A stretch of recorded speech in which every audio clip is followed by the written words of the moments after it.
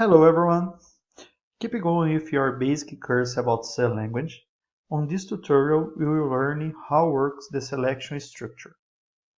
Until now, we have been writing a program that executes the statements one by one until the defined end, like this example for the last tutorial.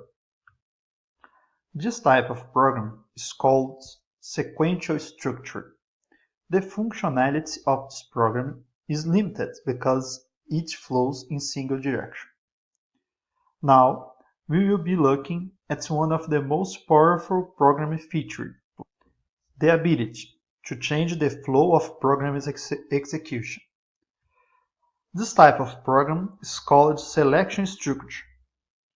The structure we will learn is called if structure.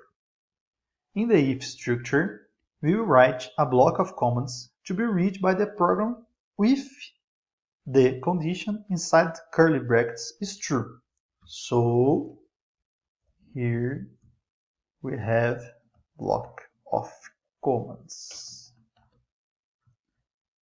So make sure to use semicolon in the end line of commands. You can specify another block of commands to be executed if the condition is false, called else inside curly brackets too, like this. So, and that is very important, only one of blocks will be executed. Now, back on your example, let's see how if structure works. We will include a if structure to test if a number is positive or negative. So here we have an if structure.